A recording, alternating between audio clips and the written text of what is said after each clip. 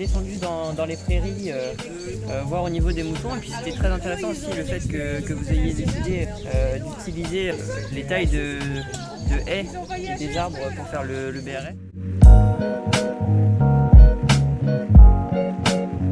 Donc c'est parti à l'origine de l'activité un peu de pavé olivier sur l'Afrique, à lutter contre la pauvreté, et puis avec du coup un programme agricole, parce que finalement l'agriculture est la base du développement, et que entre les herbicides, etc., l'enjeu durable en fait est venu naturellement.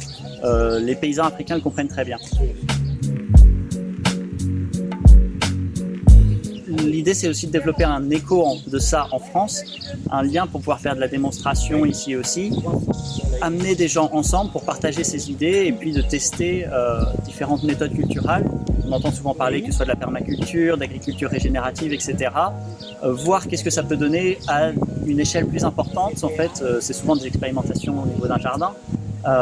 Mais comment est-ce que ça peut être augmenté d'un point de vue production?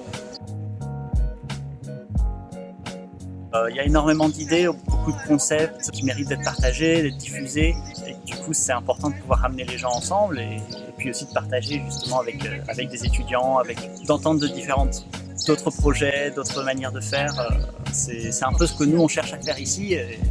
C'est très bien d'avoir sur le programme, il en faudrait plus quelque part.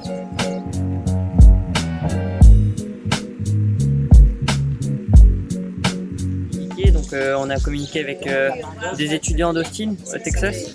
Je dirais qu'on avait plutôt un cliché de les Américains, c'est quand même assez de l'agriculture intensive, etc.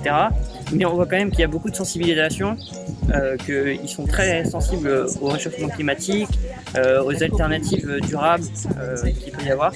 Et donc ça, c'était vraiment un point positif.